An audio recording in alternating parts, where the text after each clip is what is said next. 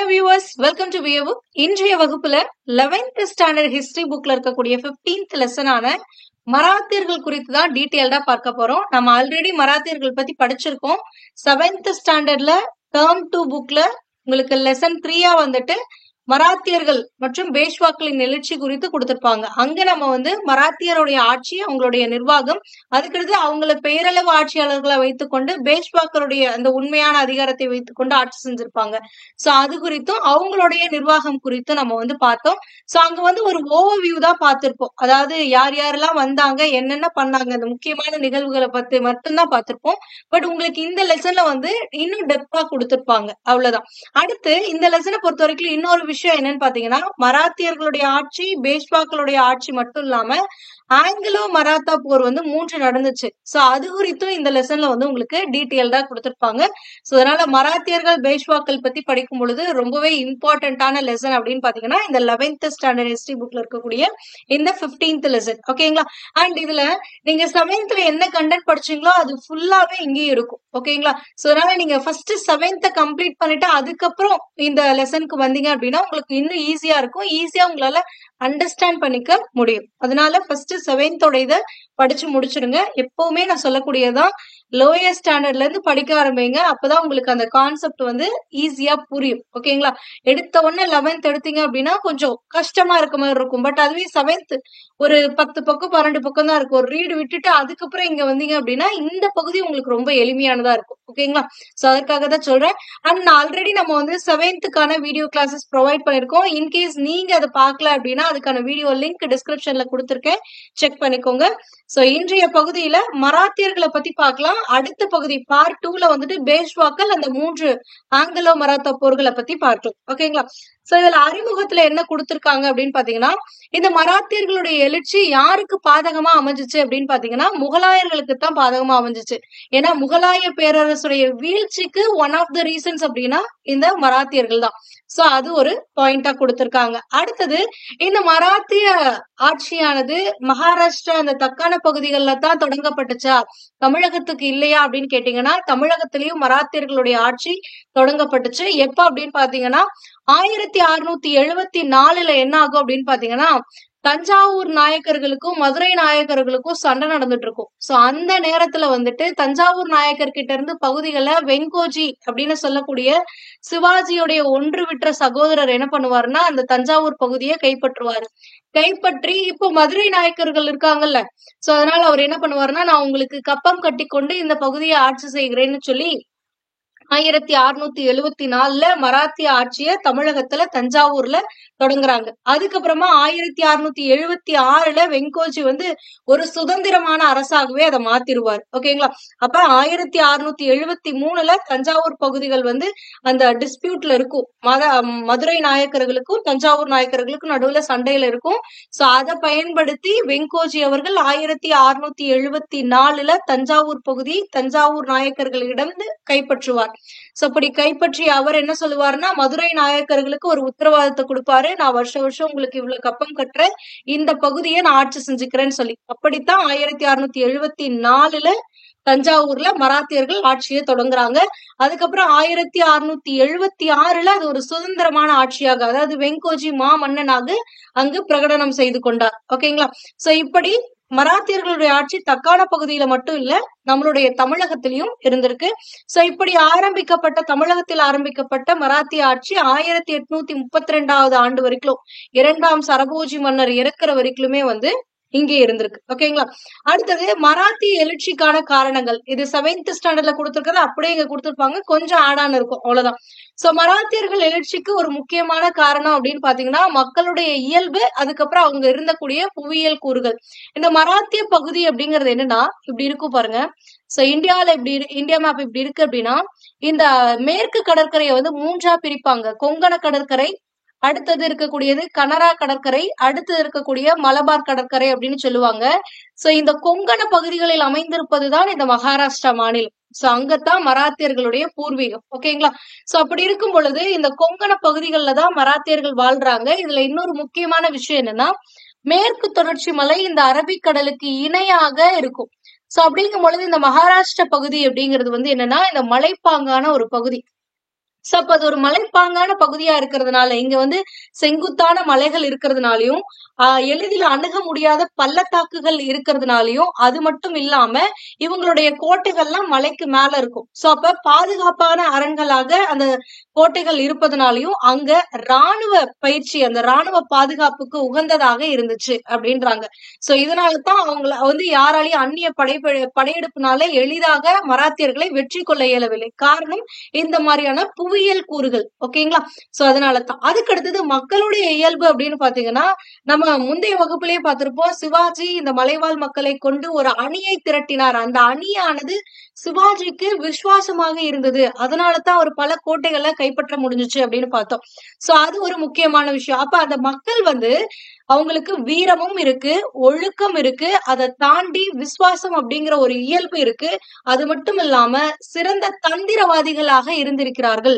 So இந்த மாதிரி எதிரிகளை தாக்கக்கூடிய ஆற்றல் படைத்தவர்களாக இருக்கிறார்கள். சோ இவ்வளவு திறமையும் இருந்ததுனால, அந்த மக்களுடைய இயல்பாக இதெல்லாம் இருந்ததுனால மராத்தியர்களால எளிதாக வெற்றி கொள்ள முடிஞ்சுச்சு. ஓகேங்களா? சோ ஆரம்ப காலகட்டத்துல இந்த மராத்திய மக்கள் வந்து யாருக்கு கீழே பணிபுரிந்தாங்க அப்படின்னு பாத்தீங்கன்னா, பாமினி சுல்தான்களுக்கு கீழே தான் வந்து பணிபுரிஞ்சிருக்காங்க. நம்ம ஆல்ரெடி பார்த்தோம். அகமது நகர், பிஜப்பூர், பீடாரு, பெராரு, கோல்கொண்டா. சோ இந்த பகுதிகளில் இருக்கக்கூடிய சுல்தான்களுக்கு கீழே தான் வந்து ஆரம்ப காலத்துல மராத்திய மக்கள், மராத்திய மொழி பேசக்கூடிய மராத்திய தலைவர்கள், ஒரு சில குறு தலைவர்கள் இருப்பாங்க, ஒரு கிராமத்துக்கு ஒரு பெரிய மனுஷன். சோ அந்த மாதிரி இருக்கக்கூடிய தலைவர்கள்லாம் வந்துட்டு இந்த சுல்தான்களுக்கு கீழே தான் வேலை செஞ்சுக்கிட்டு இருந்திருக்காங்க. சிவாஜியோட காலத்துலதான் முதல்ல என்ன பண்றாங்க அப்படின்னா, சிவாஜியின் தலைமையில இவங்க எல்லாருமே சேர்ந்து மராத்திய பேரரசு அப்படிங்கிற ஒரு அரசை உருவாக்குகிறார்கள்.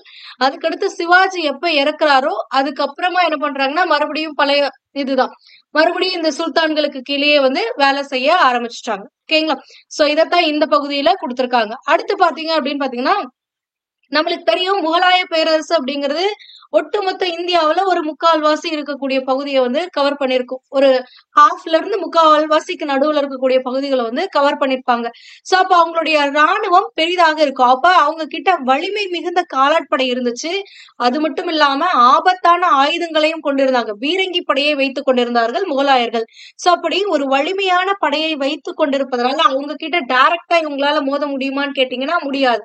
சோ அதனால மராத்தியர்கள் முகலாயர்களோட நேரடியாக மோதுவதை தவிர்த்தார்கள். சோ அவர்கள் என்ன முறையை பின்பற்றினாங்க அப்படின்னு பாத்தீங்கன்னா, கொரில்லா தாக்குதல் முறையை அவர்கள் பின்பற்றி இருந்தார்கள். ஏன்னா இந்த முறையில அவர்கள் தேர்ச்சி பெற்றிருந்தார்கள். மலைப்பாங்கான பகுதி.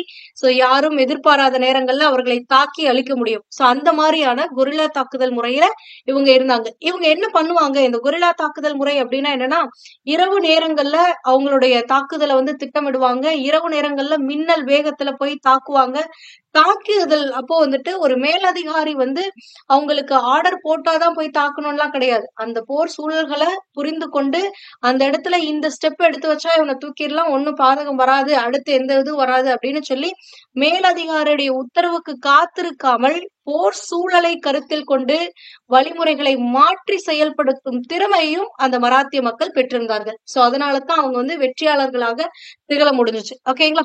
சோ இதுதான் இந்த மக்களின் இயல்பு மற்றும் புவியியல் கூறுல நம்மளுக்கு கொடுத்திருக்கிறது. அடுத்து பாத்தீங்கன்னா பக்தி இயக்கமும் அதன் தாக்கமும். ஃபர்ஸ்ட் இந்த பக்தி இயக்கம் அப்படின்னா என்னன்னா, பல்வேறு மதங்கள் இந்தியாவுல பின்பற்றப்படுது. அந்த பல்வேறு மதங்களில் இருக்கக்கூடிய கருத்துக்கள், சிறந்த கருத்துக்களை கொண்டு மக்களிடையே ஒற்றுமையையும் சமூக சமத்துவத்தையும் ஏற்படுத்துவதை நோக்கமாக கொண்டதுதான் இந்த பக்தி இயக்கங்கள். அதாவது கடவுள் பேரிலேயே மக்களுக்குள்ள இருக்கக்கூடிய அந்த வேறுபாடுகளை கலைத்து அனைவரும் ஒருவரே அப்படின்னு சொல்லக்கூடியதுதான். சோ இப்படி பல பக்தி இயக்கங்களானது மகாராஷ்டிரா மாநிலத்துல மராத்திய மக்களிடையே வந்து தோன்றுகிறது. இந்த பக்தி இயக்கங்களின் காரணமாக மராத்திய மக்களிடையே ஒற்றுமை உணர்வானது மேலோங்குகிறது. அது மட்டுமில்லாமல் சமூகத்தில் காணப்பட்டிருந்த வேற்றுமைகளானது கலைக்கப்பட்டு சமூக சமத்துவமானது அங்கு தோன்றுகிறது. சோ இதற்கு முக்கிய காரணம் என்ன அப்படின்னு பாத்தீங்கன்னா, இந்த பக்தி இயக்கங்கள் தான். அப்போ இந்த பக்தி இயக்கங்களுடைய தலைவர்கள் எல்லாம் பிராமண வகுப்பை சேர்ந்தவர்களா அப்படின்னு கேட்டீங்கன்னா கிடையாது. பிராமணர் அல்லாத பல சமூகங்களை சேர்ந்தவர்கள், பல்வேறு சமூகத்தில் இருக்கக்கூடிய அந்த காலத்துல இந்த மேல் சமூகம் கீழ் சமூகம்னு இருந்துச்சு பாருங்க. சோ இதுல அந்த பல்வேறு சமூகங்கள் மேல் கீழ் சமூகங்களை சேர்ந்தவர்கள் தான் தலைவர்களாக உருவெடுத்தார்கள். அதுல குறிப்பிடத்தக்கவர்கள் அப்படின்னு பாத்தீங்கன்னா துக்காராம், ராம்தாஸ், ஏகநாதர் ஆகியோர்கள் பக்தி இயக்கத்துடைய முன்னோடிகளா இருக்காங்க. இவங்களுக்கு அப்புறம் தான் மத்த பக்தி இயக்கங்கள்லாம் இந்தியாவுல தோன்றது. ஓகேங்களா? சோ இதுல முக்கியமான நபர் யாருன்னு பாத்தீங்கன்னா இந்த ராம்தாஸ் அவர்களை இவருடைய கருத்துக்களால் ஈர்க்கப்பட்ட சிவாஜி அவர்கள் தன்னுடைய குருவாக இவரை ஏற்றுக்கொண்டிருப்பார். ஓகேங்களா? அதை பின்னாடி கொடுத்திருப்பாங்க. அண்ட் இந்த பக்தி இயக்கம் வெற்றி அடைவதற்கு ஒரு முக்கிய காரணம் என்ன அப்படின்னு பாத்தீங்கன்னா இந்த பக்தி இயக்கத்தில் இயற்றப்பட்ட பாடல்கள் எல்லாம் அவர்களுடைய தாய்மொழியான மராத்திய மொழியில் இயற்றப்பட்டது. சோ அப்ப மக்கள் பேசக்கூடிய மொழியிலேயே இலக்கியங்களும் அவங்களுடைய கருத்துக்களும் அவங்களுடைய பரப்புரைகளும் பாடல்களும் அமைந்திருந்துச்சு அப்படின்னா அதை எளிதாக மக்களால் பின்பற்ற முடியும். சோ அப்படித்தான் இவங்க மராத்திய மொழிகளிலே அவங்களுடைய அந்த கருத்துக்களை பரப்புரைகளை அனைவரும் சமம், இந்த சமூகத்தில் வேறுபாடுகள் இருக்கக்கூடாது, அதற்கான எடுத்துக்காட்டுகள் அதற்கான பரப்புரைகள் எல்லாத்தையுமே மராத்திய மொழிகள்ல பண்ணதுனால இந்த இயக்கமானது வெற்றி அடைந்தது. ஓகேங்களா? அண்ட் இவங்க அந்த பக்தி பாடல்கள் மராத்திய மொழியில ஏற்றதுனால அந்த பக்தி பாடல்கள் பல்வேறு மக்களாலும் பல்வேறு சமூகத்தை சார்ந்தவர்களாலும் பின்பற்றப்பட்டுச்சு. ஓகேங்களா? அடுத்தது பாத்தீங்க அப்படின்னா நீதிபதி ரானடே அவர்கள் ஒரு கூற்று வைத்திருக்கிறார் மராத்தியர்களை பற்றி. மராத்தியத்துல ஏற்பட்ட இந்த பக்தி இயக்கத்தை குறித்து ஒரு கூற்றை கூறியிருக்கிறார். என்ன அப்படின்னு பாத்தீங்கன்னா மராத்திய நாட்டுல மத எழுச்சி அப்படிங்கிறது பிராமண சமயம் சார்ந்ததாக இல்லை.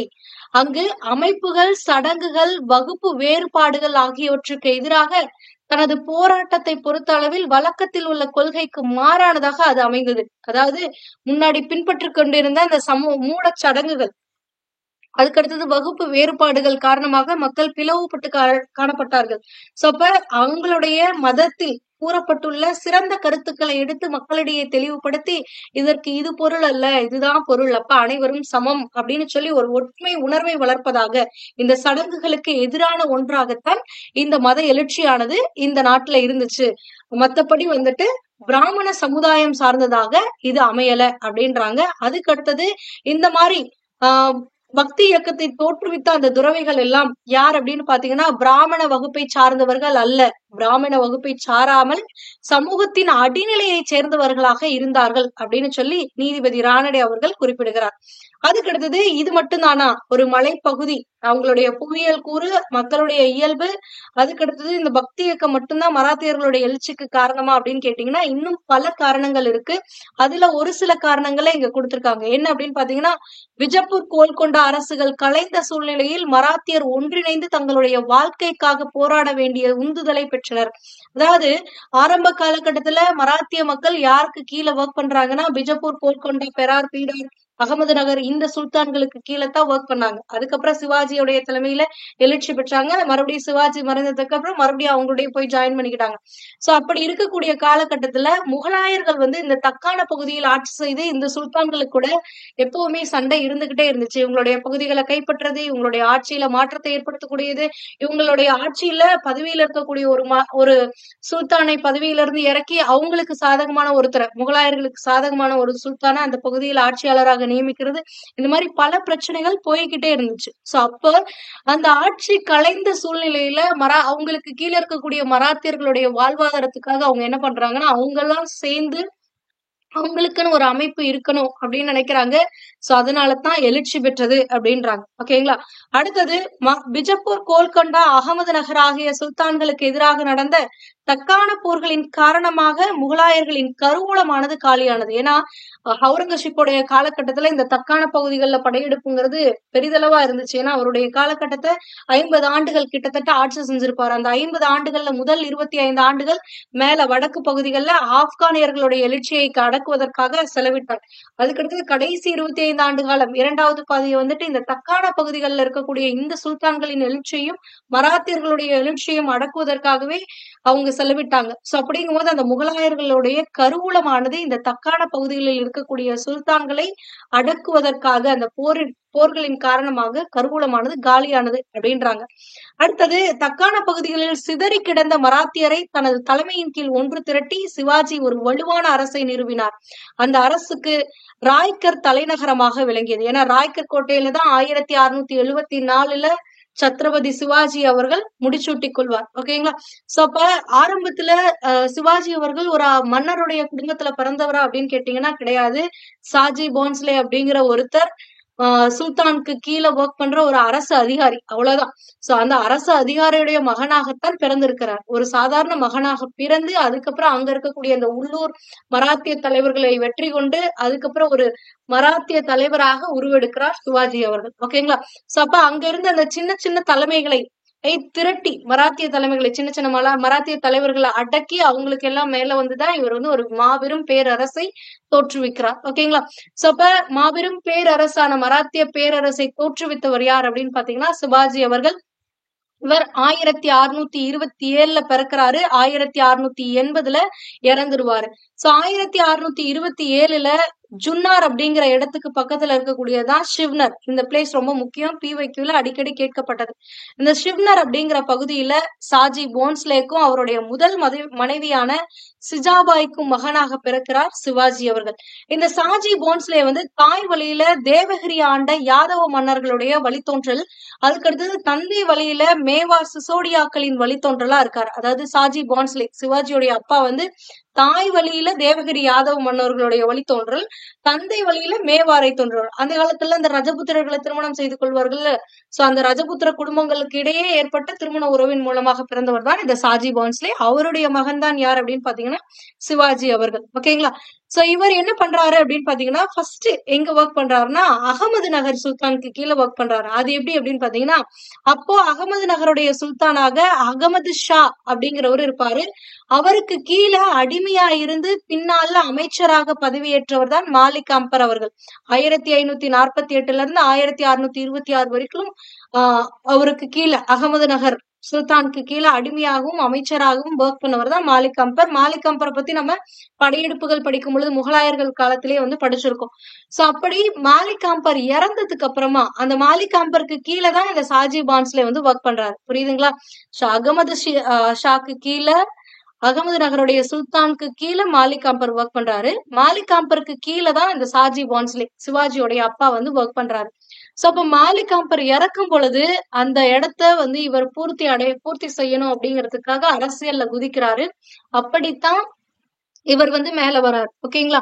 சோ இப்ப என்ன ஆகுது அப்படின்னு பாத்தீங்கன்னா ஒரு கட்டத்துல இந்த அகமது நகர் வந்து முகலாய பேரரசோட இணைக்கப்படும். முகலாயர்கள் வந்து படையெடுத்து வந்து அகமது நகரை கைப்பற்றி அவங்களோட இணைத்துக் கொள்வார்கள்.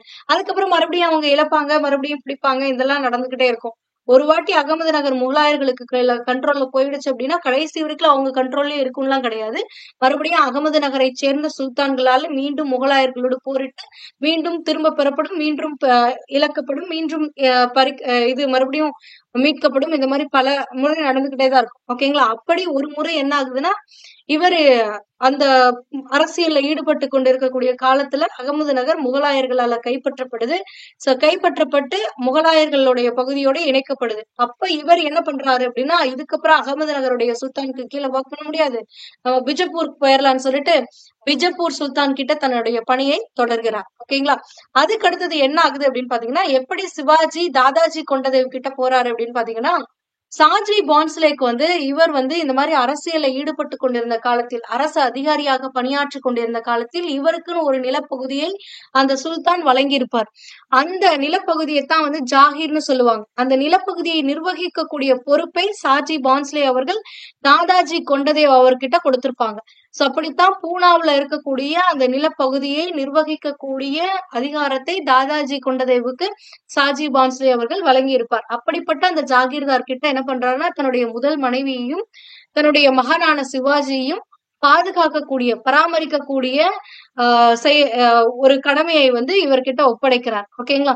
சோ இதுதான் இங்க கொடுத்திருப்பாங்க. அப்படி பூனாவில வாழ்ந்து வளர்ந்த இந்த சிவாஜி அவர்கள் அங்க இருக்கக்கூடிய அனுபவமும் அறிவும் வலிமையும் மிகுந்த அந்த மராத்திய தலைவர்கள் கிட்ட நடுவுல ஒரு நல்ல பெயர் எடுக்கிறார். அதுதான் இங்க கொடுத்திருப்பாங்க. மாவலியை சேர்ந்த விவசாயிகள் மற்றும் தலைவர்களின் மத்தியில் ஒரு நல்ல மதிப்பினை சிவாஜி அவர்கள் பெறுகிறார். அது மட்டும் இல்லாம மத துறவிகளாக விளங்கிய ராம்தாஸ் துக்காராம் அவர்களுடைய கருத்துக்களானது சிவாஜியின் மீது தாக்கத்தை ஏற்படுத்துகிறது. அவர்களுடைய கருத்துக்களால் இவர் ஈர்க்கப்படுகிறார். இதன் காரணமாக துறவி ராம்தாஸ் அவர்களை தன்னுடைய குருவாக ஏற்று மரியாதை செய்கிறார் சிவாஜி அவர்கள். ஓகேங்களா? சோ இப்படித்தான் சிவாஜி அவர்கள் அந்த ஒரு நல்ல மதிப்பை அந்த மக்களிடையே பெறுகிறார். அதுக்கப்புறம் ஒரு நல்ல பேர் எடுத்துட்டா போதும், நல்ல பையங்கிற பேர் எடுத்துட்டாரு. ஆனா அவருக்கு கீழே ஒரு சில பகுதிகள் இருக்கணும்ல, அப்பதானே அவரை ஒரு மன்னனாக ஒரு ஆட்சி ஆளனாக ஏற்றுக்கொள்வார்கள். சோ அதற்காக ராணுவத்துல இறங்குறாரு. தன்னுடைய 18 வயசுல முதல்ல ராணுவத்துல காலடிய பதிக்கிறாரு. 1646 தோர்னா கோட்டைய விஜப்பூர் சுல்தான் கிட்ட இருந்தே கைப்பற்றாரு. ஓகேங்களா? சோ இதுதான் முக்கியமான விஷயம். அதாவது அவங்க யாருக்கு கீழே ஒர்க் பண்ணாங்களோ அவங்களுக்கு கீழே அவங்களுக்கு கிட்ட இருக்கக்கூடிய பகுதிகளையே, இப்ப சிவாஜி பிஜப்பூர் சுல்தானுக்கு கீழே ஒர்க் பண்ணல, அவங்களுடைய அப்பா தான் ஒர்க் பண்ணியிருந்தாரு முன்னாடி. ஓகேங்களா? சோ அப்படிங்கும் பொழுது அவங்க கிட்ட இருக்கக்கூடிய கோட்டைகளையே கைப்பற்றாரு 1646. அதுக்கு அடுத்தது என்ன பண்றாரு அப்படின்னா, இந்த தோர்னா கோட்டைக்கு அப்புறமா ராய்கர் கோட்டையை கைப்பற்றி அதை கட்டி முடிக்கிறாரு. அங்க கொஞ்சம் வேலைகள்லாம் முழுமையடையாம இருக்கு. சோ அந்த கோட்டையும் கைப்பற்றி அதை கட்டி முடிக்கிறார். அதுக்கப்புறம் 1600 இந்த இன்பிட்வீன் டைம்ல 1649 என்ன ஆகுதுன்னா, இவருடைய பாதுகாவலரான தாதாஜி கொண்டதேவ் வந்து இறந்துருவாரு. அப்போ சாஜி பான்ஸ்லே ஒரு ஜாகீரை நிர்வகிக்கக்கூடிய பொறுப்பை இவர்கிட்ட கொடுத்திருந்தாருல்ல, சோ அந்த ஜாகீரை நிர்வகிக்கக்கூடிய பொறுப்பு இப்ப யார்கிட்ட வருதுன்னா சிவாஜி கிட்ட வருது. ஓகேங்களா? அப்ப தன்னுடைய தந்தையுடைய நிலத்தை நிர்வகிக்கக்கூடிய பொறுப்பை சிவாஜி ஏற்கிறாரு. இது மட்டும் இல்லாம ஆல்ரெடி என்னென்ன நிறைய கோட்டைகள் கைப்பற்றிருக்காரு. அதுல முக்கியமானது இந்த தோர்னா ராய்கர் கோட்டை. சோ இப்போ இந்த ஜாகீர் ஒருக்கு கீழே வருது. அதுக்கப்புறம் தொடர்ந்து ராணுவ படையெடுப்புகளை நடத்துறாரு. இதன் மூலம் பாராமதி, இந்தப்புறம், புரந்தர், கொண்டானா ஆகிய கோட்டைகளையும் அடுத்தடுத்து அவர் வந்து கைப்பற்றுகிறார். அதுல முக்கியமான ஒண்ணு என்னன்னா, இந்த கல்யாண் அப்படிங்கிற முக்கியமான நகர். ஏன்னா இந்த மேற்கு கடற்கரை பகுதிகளில் முக்கியமான ஒரு நகர், துறைமுக நகரம் அப்படின்னு பாத்தீங்கன்னா இந்த கல்யாண். அந்த கல்யாணையும் இவர் கைப்பற்றுகிறார். ஓகேங்களா? சோ இதனால கோபம் கொண்ட, அதாவது இது எல்லாமே யாருக்கு கீழே இருக்குன்னா, ஒரு சில பகுதிகள் முகலாயர்களுக்கு கீழே இருக்கு, ஒரு சில பகுதிகள் பிஜப்பூர் சுல்தானுக்கு கீழே இருக்கு, அகமது நகர் சுல்தானுக்கு கீழே இருக்கு. சோ இப்போ பிஜப்பூர் சுல்தானுக்கு கோவம் வருது, ஏன் கீழே இருந்துகிட்டே நீ எனக்கே ஆப்படிக்கிறியாடா அப்படின்னு சொல்லிட்டு என்ன பண்றாருன்னா, சிவாஜியோடைய தந்தையை இவர் பிஜப்பூர் சுல்தான் வந்து தூக்கி சிறையில வைத்துறாரு. சோ இப்ப தன்னுடைய தந்தை சிறையில் அடைக்கப்பட்டு விட்டார். அதனால இவர் என்ன பண்றாருன்னா, பிஜப்பூர் சுல்தான் கிட்ட பேச்சுவார்த்தை நடத்துறாரு. அவருக்கு வாக்குறுதியை கொடுக்குறாரு, இதுக்கப்புறம் நான் எந்த ராணுவ படையெடுப்பையும் மேற்கொள்ள மாட்டேன் அப்படின்னு சொல்லி ஒரு வாக்குறுதியை கொடுப்பதன் மூலமாக பிஜப்பூர் சுல்தான் என்ன பண்றாரு அப்படின்னா, இவருடைய தந்தையை விடுதலை செய்கிறார். ஓகேங்களா? அப்ப 1649 சில நிபந்தனைகளின் அடிப்படையில் பிஜப்பூர் சுல்தான் சாஜியை விடுதலை செய்கிறார். அதுக்கடுத்தது 1649 1655 வரை ராணுவ செயல்பாடுகள்ல ஈடுபடாமலே இருக்கிறாரு. ஒரு 6 வருஷம் எந்த ஒரு படையெடுப்புலையும் ஈடுபடாம அவர்கிட்ட இருக்கக்கூடிய நிலப்பகுதிகளையும் கோட்டைகளையும் எவ்வாறு நிர்வகிக்கணும், அதை எப்படி இன்னும் மேம்படுத்தணும் அப்படிங்கிற திட்டத்துல மட்டுமே கவனம் செலுத்தி கொண்டிருக்கிறார் சிவாஜி. எதனால அப்படின்னா, தந்தை உயிரோடு இருக்க வரைக்கும் 1655 வரைக்கும். சோ அதுக்கப்புறம் அவருடைய தந்தை இறந்துருவாரு. இறந்த உடனே அவர் பிஜப்பூர் சுல்தானுக்கு கொடுத்த அந்த வாக்கை மீறி மறுபடியும் படையெடுப்பு ஆரம்பிப்பாரு. மறுபடியும் ராணுவ செயல்பாடுகளை தொடங்குறாரு. அப்படி தொடங்கும் பொழுது சதாரா மாவட்டத்துல ஜாவ்லி அப்படிங்கிற பகுதி வந்து மராத்திய தலைவர் ஒருத்தர் சந்திரராவ் மோர் அப்படிங்கிறவருக்கு கீழே வந்து இருக்கும். இவர் வந்து ஒரு மராத்திய தலைவர். இப்ப எப்படி நம்ம ஒவ்வொரு கிராமத்துலயும் ஒரு பெரியவர் இருக்காங்க, அந்த மாதிரி இந்த ஜாவலி பகுதியில இருக்கக்கூடிய பெரியவர் யாருன்னு பாத்தீங்கன்னா இந்த சந்திரராவ் மோர். இவருடைய தலைமையில தான் அந்த பகுதியானது இருக்கு. சோ அப்படிப்பட்ட இந்த மராத்திய தலைவர் சந்திரராவ் மோர் கிட்ட இருந்து ஜாவலி பகுதியை கைப்பற்றுகிறார்.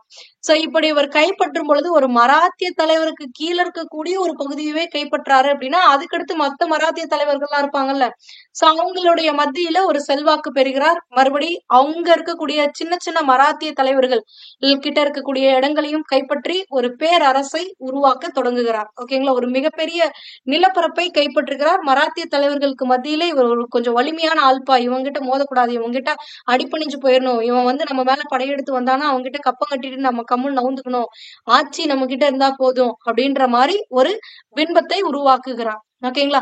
சோ இதனால இவருடைய படையில இளைஞர்கள் நிறைய பேர் ஜாயின் பண்றாங்கன்னா, ஜாவ்லி என்ற இடத்திலிருந்து மேற்கே 2 மைல் தொலைவில் இருக்கக்கூடிய பிரதாப்கர் கோட்டையும் கட்டப்படுது. புதிதா ஒரு கோட்டையும் கட்டுறாரு.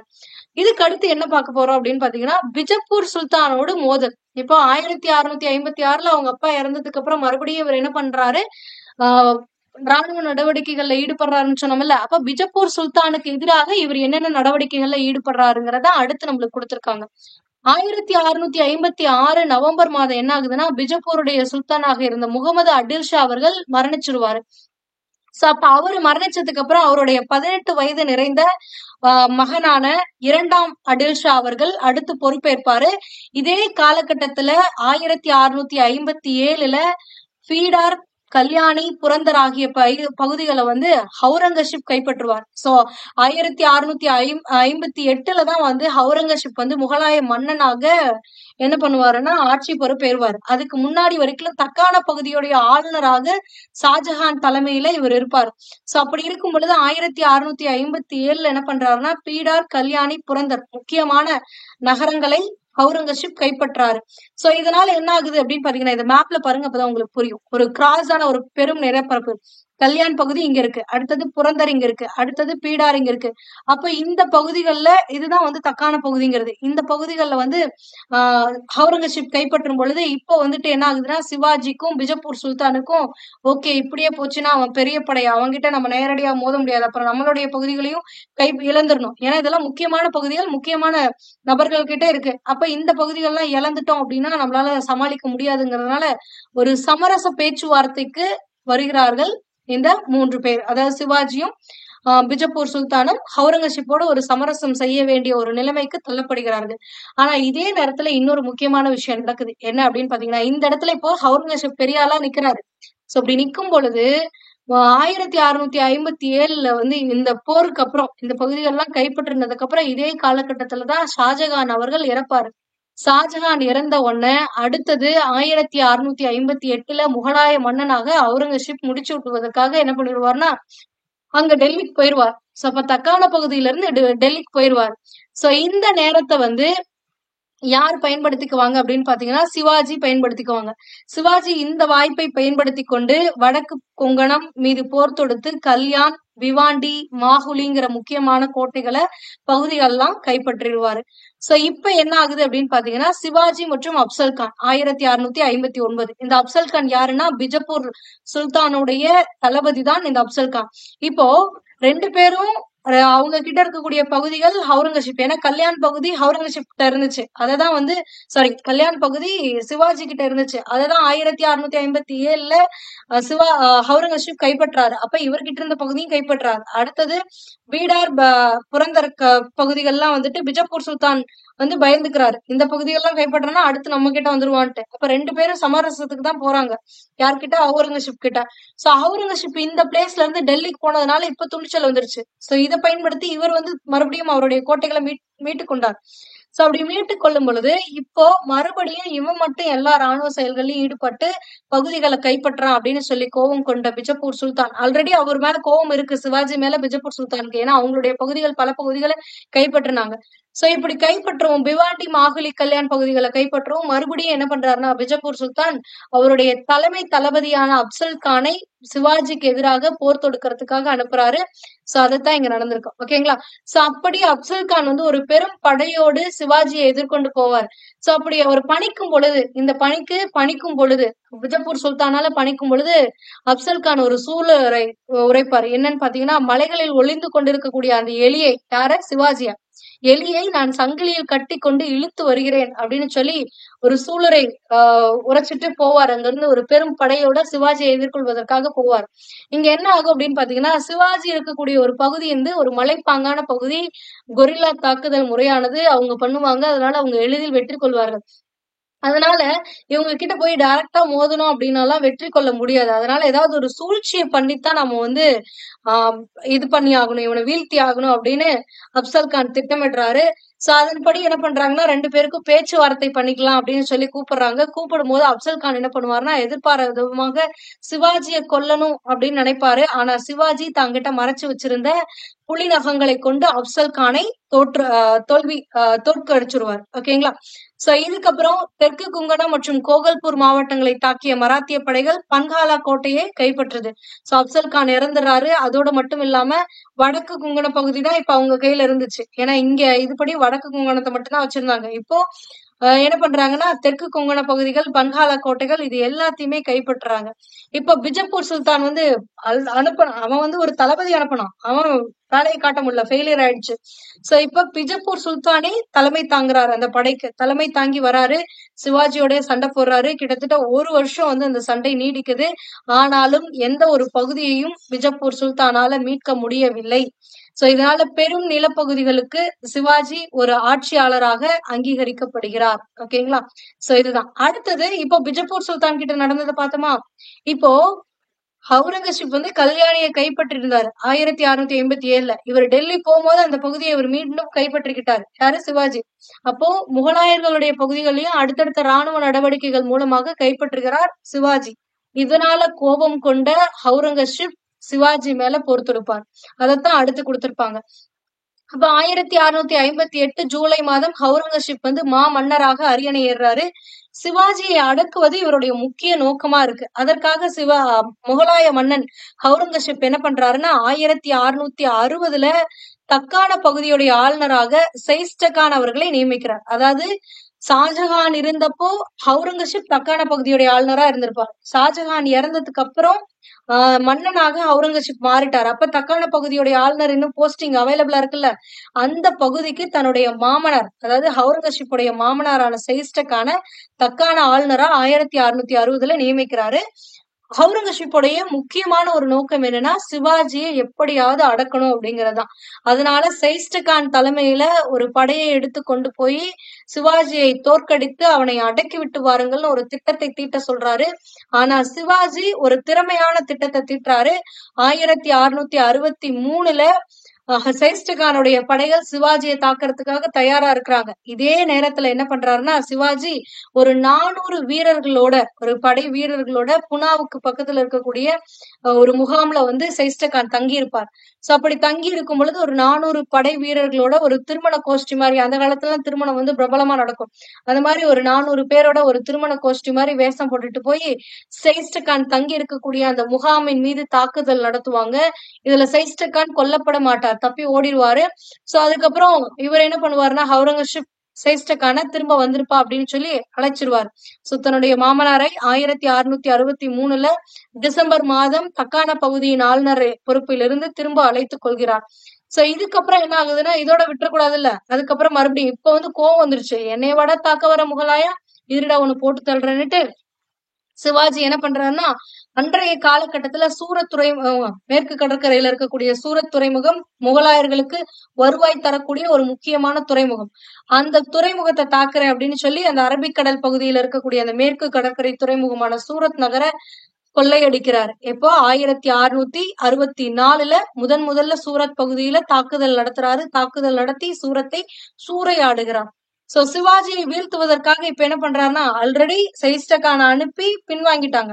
இப்போ இதுக்கப்புறம் சூரத்தை தாக்கிட்டானா இப்ப முகலாயர்களுக்கு கோவம் வருது. ஐயோ இவனை விட்டா இன்னும் நம்ம பகுதியை ஆட்சி முக்கியமான பகுதியிலேயே கை வைக்கிறான், கல்யாண கை வச்சான், அடுத்து சூரத்தை கை வைக்கிறான், இன்னும் விட்டா இவன் வந்து இன்னும் ப்ராப்ளம் அடைஞ்சிருவான், இவன் இன்னும் நம்மளுக்கே ஆபத்தா மாறிடுவான்னு அவுரங்கசீப் மறுபடியும் ஒரு படையை அனுப்புகிறார். இப்ப யார அனுப்புறார் அப்படின்னு பாத்தீங்கன்னா சிவாஜியை வீழ்த்துவதற்காகவும் பிஜப்பூரை இணைப்பதற்காகவும், ரெண்டுமே. பிஜப்பூர் சுல்தான் வந்து முகலாயர்களுக்கு கீழலாம் இல்ல, அவனும் முகலாயர்களுக்கு எதிராத்தான் இருக்கான். சோ இவனும் தக்கான பகுதியில் நம்மளுக்கு குடைச்சல் கொடுத்துட்டு இருக்கான், சிவாஜியும் கொடுத்துட்டு இருக்கான். சோ இப்ப ரெண்டு பேரையும் அடக்கணும். அதற்காக ரஜபுத்திரர் ஜெய்சிங் தலைமையிலான தளபதி ராஜா ஜெய்சிங் தலைமையிலான ஒரு படையை, ஒரு ராணுவத்தை அவுரங்கசீப் அனுப்புகிறார். சோ இப்ப யார் அந்த பகுதியுடைய தக்கான ஆளுநரா இருக்காங்க? சைஸ்டகான் போயிட்டாருல, அப்ப அந்த தக்கான பகுதியுடைய ஆளுநரா முகலாய பிரதிநிதி ஒருத்தர் இருக்கணும்ல, அது யாருன்னு பாத்தீங்கன்னா அவுரங்கசீப்புடைய மகனான மூவாசம், பின்னால முதலாம் பகதூர் அறியப்படக்கூடிய மூவாசம் அவர்கள் தக்கான பகுதியின் ஆளுநரா பதவி வைக்கிறாரு. இந்த நேரத்துலதான் ராஜா ஜெய்சிங்கை ஒரு படையோடு முகலாய மன்னன் அவுரங்கசீப் சிவாஜியையும் பிஜப்பூரை இணைப்பதற்காகவும் அனுப்பி வைக்கிறார். ஓகேங்களா? இப்போ என்ன நடக்குது அப்படின்னு பாத்தீங்கன்னா ராஜா ஜெய்சிங்கோடைய படைகள் சிவாஜியை சூழ்ந்து கொண்டது.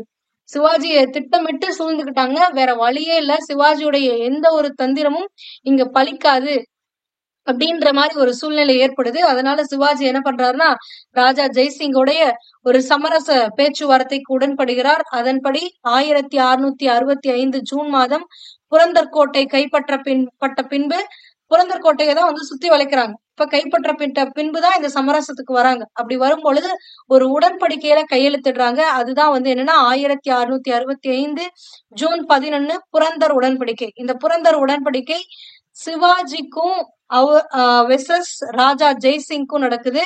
எந்த டேட்டுங்கிறது ரொம்ப முக்கியம். இதை அடிக்கடி கேட்கிறாங்க. 1665 ஜூன் 11 புரந்தர் உடன்படிக்கையானது நடக்குது. இந்த புரந்தர் உடன்படிக்கையில என்ன கையெழுத்திடுறாங்க அப்படின்னா, சிவாஜி அவர்கள் தான் கைப்பற்றிய கோட்டைகளை அவரே வைத்துக்கலாம். அவர் திருப்பி தரணும்லாம் கிடையாது. அந்த உடன்படிக்கையின்படி சிவாஜி கைப்பற்றின கோட்டைகளை அவரே வச்சுக்கலாம். அதுக்கு முகலாய அரசு வந்து அனுமதி கொடுக்குது. அதுக்கடுத்து என்ன சொல்றாருன்னா, முகலாய அரசுக்கு கீழே ஒரு மன்சப்தாரா தான் சிவாஜி செயல்படணும். அதுக்கு அடுத்தது ஒரு மன்சப்தாரா செயல்பட்டு கொண்டு விஜப்பூர் சுல்தானை வெற்றி கொள்வதற்காக முகலாய படைக்கு சிவாஜி உதவி பண்ணணும் அப்படின்னு சொல்லி ஒரு 3 கோரிக்கைகளோட அந்த உடன்படிக்கையானது கையெழுத்தாகுது. ஓகேங்களா? இப்ப என்ன ஆகுது அப்படின்னு பாத்தீங்கன்னா, புரந்தர் உடன்படிக்கையில தான் கையெழுத்திட்டீங்கல்ல, இப்பதான் நம்ம எல்லாம் ஒண்ணுக்குள்ள ஒண்ணாயிட்டோம்ல, மராத்தியரும் முகலாயர்களும். சோ அதனால நீங்க ஒரு வாட்டி ஒரு எட்டு போய் மன்னனை பாத்துட்டு வாங்க அப்படின்னு சொல்லி ராஜா ஜெய்சிங் வந்து வற்புறுத்துறாரு. சோ அந்த முகலாய அரசவை பார்வையிடுவதற்காக ஜெய்சிங் அவர்கள் சிவாஜியை வற்புறுத்துவதனால சிவாஜியும் அவருடைய மகனான சாம்பாஜியும் ஆக்ரா நகருக்கு போறாங்க. ஓகேங்களா? சோ அப்படி ஆக்ரா நகருக்கு 1666 மே மாதம் 2 பேரும் போறாங்க. ஆனா அங்க போய் அரசவையில என்ன நடக்குதுன்னா, அவங்களுக்குள்ள பேச்சுவார்த்தை நடக்கும் பொழுது முகலாய மன்னன் அவுரங்கசீப் அவர்களை அவமானப்படுத்துகிறார். அவமானப்படுத்துறதுனால இவங்க கொதித்தெழுந்து இவங்களும் திரும்ப பேசுறாங்க. திரும்ப பேசும்போது மன்னனுக்கு என்ன வரும்? என் இடத்துல நின்னு என்னையவே பேசுறியாடா அப்படின்னு சொல்லி சிறையில அடைக்கிறாரு. ஓகேங்களா? அப்ப அவமரியாதைப்படுத்தப்பட்ட பின்பு இவர்கள் கொதித்தெழுந்ததன் காரணமாக மன்னர் அதனை கண்டித்து என்ன பண்றாரு அப்படின்னா, இவர்களை சிறையில் அடைக்கிறார். அப்படி சிறையில் அடைக்கப்பட்ட சிவாஜியும் சாம்பாஜியும் பழக்கூடை வழியாக பழக்கூடை ஒன்றில் ஒளிந்து தப்பித்து வருகிறார்கள். மறுபடியும் தப்பிச்சு வந்தவங்க, உன் கூட உடன்படிக்கையில கையெழுத்திட்டு நல்ல முறையில தானே உன் இடத்துக்கு வந்தேன். ஆனா நீ என்ன எப்படி ட்ரீட் பண்ண? என்னையவேவா சிறையில வச்ச? இரு உன்னுடைய முக்கிய நகரமான சூரத்தை மறுபடியும் சூறையாடுறேன் அப்படின்னு சொல்லி மறுபடியும் என்ன பண்றாருன்னா ராணுவ நடவடிக்கைகள்ல ஈடுபட ஆரம்பிக்கிறாரு. சோ அதுக்கு அடுத்தது இதை பத்தி நம்மளுக்கு அடுத்து கொடுத்திருப்பாங்க. 1670தான் சூரத்தை கைப்பற்றுவார். ஓகேங்களா? சோ இப்போ இதுல இன்னொரு விஷயத்த இந்த இடத்துல பதிவிடுறாங்க. என்னன்னா 1666ஆம் ஆண்டு சிவாஜி தீவிர போர் கொள்கையை கடைபிடிக்கலானார். அதனால் மராத்திய வீரர்கள் புதிய வெற்றிகளை கண்டார்கள். இதெல்லாம் தேவையில்லை. சோ ஆனா மறுபடியும் ரிட்டர்ன் வந்ததுக்கு அப்புறம் மறுபடியும் ராணுவ நடவடிக்கைகள்ல ஈடுபடுறாருங்கிறத ஞாபகத்தை வச்சுக்கோங்க. சோ இந்த நேரத்துல மறுபடியும் சிவாஜியோட போரிட முடியுமா முகலாயர்கள் அப்படின்னு கேட்டீங்கன்னா இல்ல. அதற்கு ஒரு முக்கிய காரணம் என்னன்னா, இந்த நேரத்துலதான் வடக்கு பகுதிகள்ல வடமேற்கு பகுதிகள்ல இந்தியாவுடைய வடமேற்கு பகுதிகள்ல ஆப்கான் எழுச்சியானது நடக்குது. ஆப்கானியர்கள் முகலாயர்களுக்கு எதிராக பல தாக்குதல்களை நடத்துறாங்க. சோ அப்படி நடத்தும் பொழுது அந்த தாக்குதல்களை எதிர்கொள்வதற்காக முகலாய படைகளானது அவங்களோட போரிட்டு இருக்காங்க. சோ அந்த காலகட்டத்தை பயன்படுத்தி தான் இப்ப வந்து இவர் என்ன பண்ணுவாருன்னா முகலாய படை சிவாஜி அவர்கள் தாக்குதலை வந்து தக்கான பகுதிகளில் நிகழ்த்துவார். ஓகேங்களா? சோ அதுதான். அப்போ வடமேற்கே ஆப்கான் எழுச்சி காரணமாக அதில் கவனம் செலுத்திய முகலாயர்களுக்கு சிவாஜியை சமாளிக்க முடியவில்லை. தனது உள் நிர்வாகத்தில் மறுசீரமைப்பு செய்வதில் சிவாஜி ஈடுபட்டார்.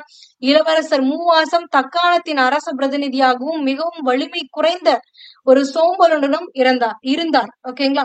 சோ இவர் அவுரங்கசீப்புடைய மகன் வந்து தக்கான பகுதியோட ஆளுநரா இருக்காருன்னா அவர் வந்து ஒரு வலிமை குறைந்த குன்றிய ஒரு நபராகத்தான் திகழ்கிறார்.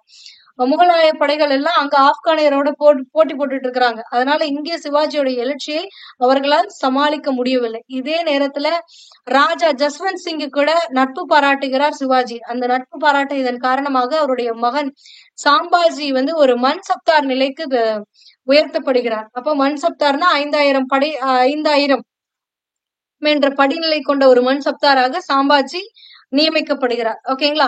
சோ இப்பதான் வந்து என்ன ஆகுது அப்படின்னா பீராரில் சிவாஜிக்கு முன்பு கொடுக்கப்பட்ட ஒரு ஜாகீரை வந்து அவுரங்கசீப் வந்து திரும்ப எடுத்துக்கிறார். ஏன்னா இவர் இங்க பல கழகங்களை கொண்டு நிகழ்த்திக்கிட்டு இருக்காரு. சோ அதனால என்ன ஆகுதுன்னா அவுரங்கசீப் வந்து சிவாஜிக்கு முன்னாடி கொடுத்த ஒரு பீரார் பகுதியை வந்து என்ன பண்றாருன்னா ஒரு பகுதியை தான் எடுத்துக்கிறாரு. இதனால கோபம் கொண்ட சிவாஜி என்ன பண்றாருன்னா ஒட்டுமொத்த வஞ்சத்தையும் இப்ப கக்குறாரு. முன்னாடி என்ன கூட்டு போய் சிறையில் அடைச்ச, இப்ப என்கிட்ட இந்த பகுதியை நீ கைப்பற்றுற, அப்போ உன்னை இதுக்கப்புறமும் சும்மா வர்றது கிடையாது. அப்போ உன்னுடைய முக்கிய கருவூல வருவாயா இருக்கக்கூடிய சூரத்தை நான் கொள்ளையடிப்பேன் அப்படின்னு சொல்லிட்டு 1670 சூரத் பகுதியை மீண்டும் கைப்பற்றுகிறார். ஓகேங்களா. இதுல இன்பிட்வீன்ல இன்னொரு விஷயம் நடக்கும் என்னன்னா, சிவாஜி வந்து சிறையில இருந்து திரும்ப வந்தாருல்ல, வந்து அவர்கிட்ட இருக்கக்கூடிய கோட்டைகள்லாம் அவர்கிட்ட வேணும்ல. அந்த புரந்தர் உடன்படிக்கையில என்ன சொல்லிருப்பாங்கன்னா, சிவாஜி தான் கைப்பற்றிய கோட்டைகளை திரும்ப அவரே வைத்துக் கொள்ளலாம்னு தான் சைன் பண்ணிருப்பாங்க. அதனால அந்த அக்ரிமெண்ட் படி அவர்கிட்ட அந்த கோட்டைகள்லாம் திரும்ப வந்துரும். ஓகேங்களா. சோ அது ஒண்ணு நடக்கும். அதுக்கப்புறம் 1672ல இருந்து சூரத் பகுதியில சவுத் அப்படிங்கிற வரியை வசூலிக்கக்கூடிய உரிமையை இவர் வந்து பெறுகிறார். இந்த சவுத் அப்படிங்கிறது என்னன்னா, 1/4 வருமானத்தை அங்க இருக்கக்கூடியவர்கள் மராத்தியருக்கு கப்பமாக செலுத்தணும். அது எப்ப இருந்து 1672ல இருந்து நடக்குது. ஓகேங்களா. சோ இப்போதான் வந்து 1674 ஜூன் 6ஆம் தேதி சிவாஜி ராய்கர் கோட்டையில வேத முறைப்படி அரியணை ஏறுறாரு. சத்ரபதி அப்படிங்கிற பட்டத்தை சூடிக்கொள்கிறார். இதனாலதான் சத்ரபதி சிவாஜி அப்படின்னு சொல்றோம். இங்க கொடுத்திருக்க இந்த பிக்சர் தான் வந்து ராய்கர் கோட்டை. ஓகேங்களா. சோ இவ்வளவுதான் உங்களுக்கு இந்த பகுதியில கொடுத்திருக்கக்கூடியது. அடுத்து என்ன கொடுத்திருக்காங்க அப்படின்னு பாத்தீங்கன்னா, தக்கான போர் முயற்சிகள் தான் கொடுத்திருப்பாங்க.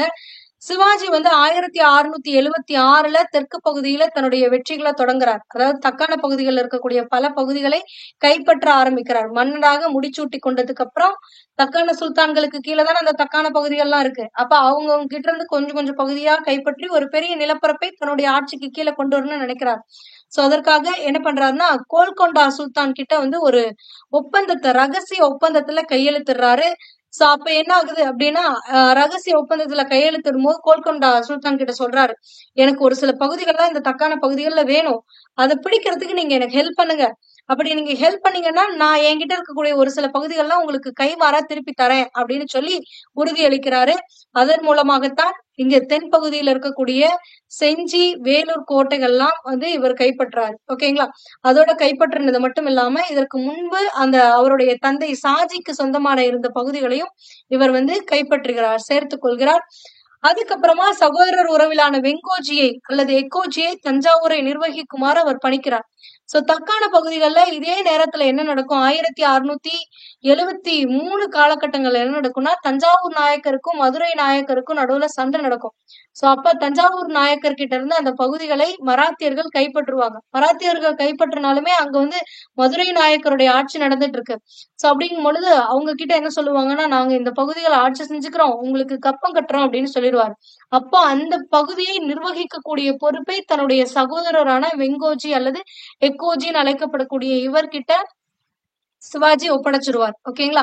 அதுக்கப்புறம் 1676ல என்ன நடக்கும் அப்படின்னு பாத்தீங்கன்னா, வெங்கோஜி ஒரு அரசராக, அந்த தஞ்சாவூர் பகுதியின் அரசராக, இனிமேட்டு மதுரை நாயக்கர்களுக்கு கப்பம் கட்டாத ஒரு சுதந்திர அரசராக அறிவித்துக் கொள்வார். ஓகேங்களா. அதைத்தான் இங்க கொடுத்திருப்பாங்க, வேற ஒண்ணுமே கிடையாது.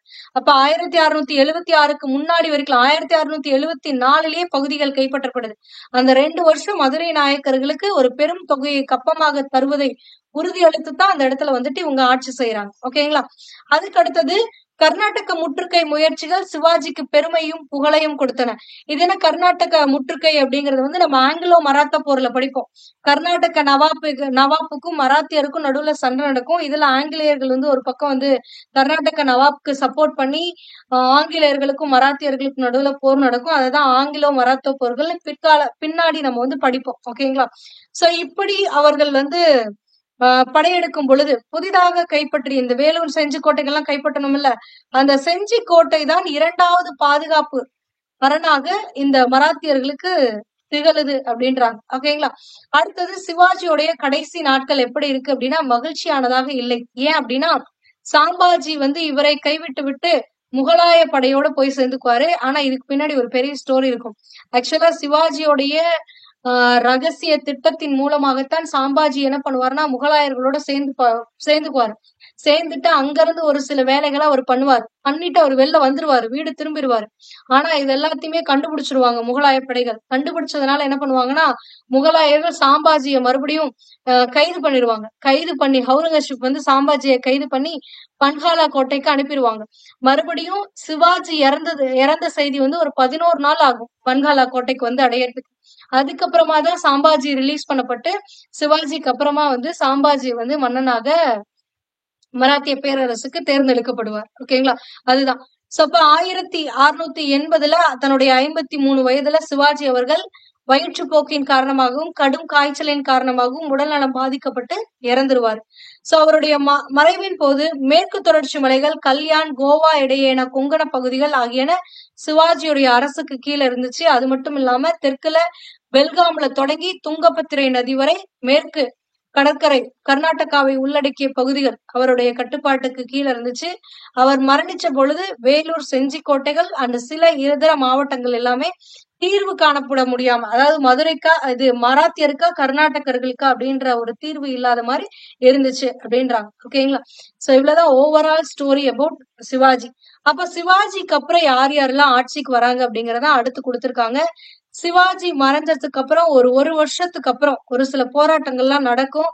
அந்த போராட்டங்களுக்கு அப்புறம் சாம்பாஜி மராத்திய ராணுவத்திற்கு தலைமை ஏற்றுவார். தலைமையேற்று முகலாய பகுதிக்குள்ள நுழைந்து பீரார்ல பகதூர் போரை கைப்பற்றி அங்கிருந்த சொத்துக்களையும் கைப்பற்றுவாரு. இதனால அவுரங்கசீப்க்கு கோபம் வரும். சோ இதனால ஆத்திரமடைந்த அவுரங்கசீப் மேவாரை சேர்ந்த ரஜபுத்திரர்களுடன் ஒரு சமரசத்தை மேற்கொண்டு தக்கான பகுதிகளில் படைகளை வழிநடத்தி செல்வார்.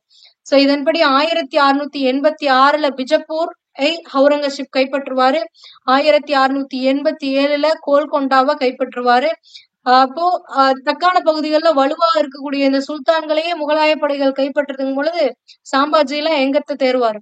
சோ அதனால சாம்பாஜி அவருடைய போட்டி போடக்கூடிய நிலைமையில இல்ல. இதுல இன்னொரு முக்கியமான விஷயம் நடக்கும் இந்த இன்வெர்டிவின் டைம்ல. என்னன்னா, அவுரங்கசீப்க்கு ஒரு மகன் இருப்பாரு. அவர் பேர் அக்பர். இன்னும் சொல்ல போனா 2ஆம் அக்பர்னு சொல்லுவாங்க. அவுரங்கசீப்க்கும் அவருடைய மகனான 2ஆம் அக்பருக்கும் ஆவாது.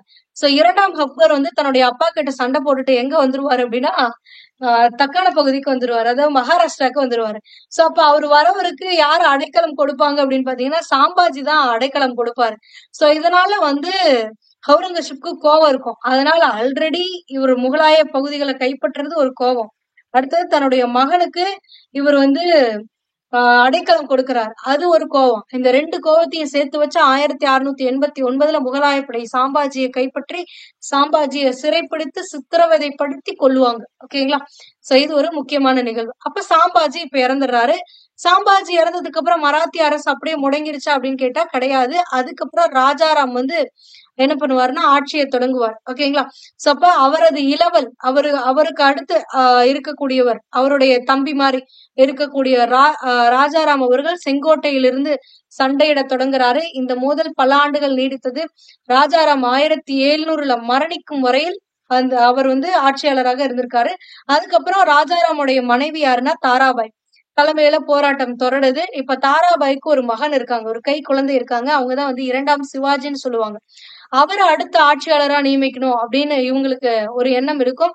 அதனால இவங்க என்ன பண்ணுவாங்கன்னா 50,000 வீரர்கள் அடங்கிய ஒரு குதிரைப்படை காலாட்படையை ஹைதராபாத் அரசுக்கு எதிராக அனுப்பி வைப்பாங்க. ஏன்னா அந்த காலகட்டத்துல ஹைதராபாத் நிஜாம் அப்படின்னு சொல்லுவாங்க. அதுக்கு அடுத்தது கர்நாடக நவாப், இவங்க எல்லாம் முக்கியமான நபர்களாக இருப்பார்கள். ஆங்கிலேயர்கள் தலையிடக்கூடிய அந்த காலகட்டம். ஓகேங்களா? அப்பதான் ஆங்கிலோ மராத்தா போர் நடக்குது.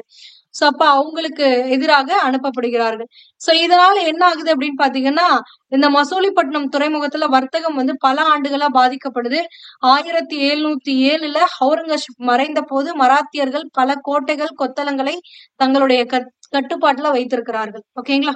சோ அடுத்தது அவுரங்கசீப் மரணித்த பிறகு சாம்பாஜியுடைய மகன் ஷாஹு விடுதலை பண்றாங்க. ஏன்னா அவுரங்கசீப் இறந்ததுக்கு அப்புறம் அவருடைய மகன் முதலாம் பகதூர் ஷா ஆட்சிக்கு வருவார் மன்னனாக. சோ அப்படி வரும் பொழுது அதுக்கு முன்னாடி வரைக்கும் சாம்பாஜியோட மகன் ஷாகு முகலாயர்களுடைய பிணையில இருப்பாரு. சோ அப்படி பிணையில இருக்கக்கூடியவர் இப்ப அவுரங்கசீப்புடைய மகன் முதலாம் பகதூர் ஷா என்ன பண்றாருன்னா விடுவிச்சிருவாரு. விடுவிச்சு சாம்பாஜி இறந்துட்டான், அங்க உங்களுடைய பகுதிகளை ஆட்சி செய்வதற்கு ஒரு நிலைத்த ஒரு அரசு இல்ல. சோ அதனால நீ அந்த பகுதிகளை எங்களுக்காக ஆட்சி செய், உன்னை நான் சுதந்திரமா ஆட்சி செய்ய விடுறேன்னு ஷாகுவை ரிலீஸ் பண்ணி மராத்திய அரியணையை அலங்கரிக்க வைப்பாங்க. ஓகேங்களா? ஆனா இது தாராபாய் எதிர்ப்பாங்க. ஏன்னா தாராபாய்க்கு இப்ப தாராபாய் ஆட்சி செய்ய முடியுமானா முடியாது. ஏன்னா பையன் சின்ன பையனா இருக்கான், அவங்களுடைய பெயர்ல இவங்க ஆட்சி செஞ்சுட்டு இருக்காங்க. அப்ப ஷாகு உடனே விட்டுட்டு தான் போய் ஆகணும், வேற வழி இல்ல. ஓகேங்களா? சோ அப்படி இருக்கும் பொழுது உள்நாட்டு கலவரம் வெடிக்குது. தாராபாய் எதிர்க்கிறாங்க ஷாகு மன்னனாகிறத. சோ அதனால உள்நாட்டு கலவரம் வெடிக்குது. இதுலதான் பாலாஜி விஸ்வநாத் அப்படிங்கிற பேஷ்வா மராத்திய ஆட்சியில் இருக்கக்கூடிய பேஷ்வாவான பாலாஜி, பிரதம அமைச்சராக இருக்கக்கூடிய பாலாஜி விஸ்வநாத் வந்து ஷாகுவுக்கு ஆதரவாக இருக்கிறார். இதனால ஷாகு அந்த உள்நாட்டு கலகங்கள்ல இருந்து வெற்றி பெறுகிறார். சோ அதனால ஷாகு 1708 அரியணையை அலங்கரிக்கிறார். இதற்கு நன்றி கடனாத்தான் பாலாஜி விஸ்வநாத்தாக பேஷ்வாவாக 1713 நியமிப்பாங்க. இதுக்கப்புறம் என்னன்னா ஷாகு வந்து சதாராவுக்கு ஓய்வு எடுப்பதற்காக போயிருவாரு. பேஷ்வா பூனாவில இருந்து ஆட்சி செய்ய தொடங்குவாங்க. சோ ஷாகு மன்னனுடைய ஆட்சி காலத்துல இருந்து தான் மராத்திய தலைவர்கள் பெயரெழு தலைவர்களாகவும் உண்மையான அதிகாரிகளாக பேஷ்வாக்களாகவும் உருவெடுப்பார்கள். ஓகேங்களா. சோ இப்ப தாராபாய் சண்டை போட்டுட்டு இருந்தாங்கல்ல, அவங்க என்ன பண்ணுவாங்க அப்படின்னு பாத்தீங்கன்னா, உங்களோட எல்லாம் போட்டி போட முடியாதுடா, நான் போய் தனியா ஒரு அரசை நிர்வகிக்கிறேன் அப்படின்னு சொல்லிட்டு கோல்ஹாப்பூரை தலைநகரமாக கொண்ட ஒரு பகுதியை தாராபாய் ஒரு மாற்று அரசாங்கத்தை நடத்த ஆரம்பிக்கிறாங்க. ராஜாராமுடைய இரண்டாவது மனைவி, முதல் மனைவி தாராபாய், அடுத்தது இரண்டாவது மனைவி ராஜாபாய் என்ன பண்ணுவாங்கன்னா, ராஜாபாயும் அவருடைய மகன் யாருன்னா 2ஆம் சாம்பாஜி, இவங்க 2 பேரும் சேர்ந்து என்ன பண்ணுவாங்க, அதாவது ராஜாராமுடைய முதல் மனைவி தான் தாராபாய், இரண்டாவது மனைவி யாருன்னு பாத்தீங்கன்னா ராஜாபாய் இவங்க. சோ ராஜாபாய் என்ன பண்றாங்கன்னா, அவங்களுக்கு ஒரு மகன் இருப்பான் 2ஆம் சாம்பாஜி. சோ இவங்க 2 பேரும் சேர்ந்து வந்து தாராபாய் ஆட்சி செஞ்சுட்டு இருக்காங்கல்ல, அந்த பகுதிகளை கைப்பற்றுவாங்க. தாராபாய சிறை பிடிச்சிட்டு 1714 தாராபாயும் தாராபாயோடைய மகனான 2ஆம் சிவாஜியும் சிறைப்பிடித்து விட்டு இவர்கள் என்ன பண்ணுவாங்கன்னா அந்த பகுதிகளை ஆட்சி செய்ய ஆரம்பிச்சிருவாங்க. அடுத்தது 2ஆம் சாம்பாஜி கோல்ஹாப்பூரில் அரியணை ஏறார். இவங்க கிட்ட இருந்து கைப்பற்றி அவர் அரியணை ஏறாரு. ஷாகுவின் அதிகாரத்தை அவர் ஏற்க வேண்டி இருந்தது. ஷாகு 1749 மறைஞ்சிருவாரு. மறைஞ்சதுக்கு அப்புறமா இவங்களுடைய வம்சாவளியான ராமராஜா அப்படிங்கிறவர் அரியணை ஏறுவாரு.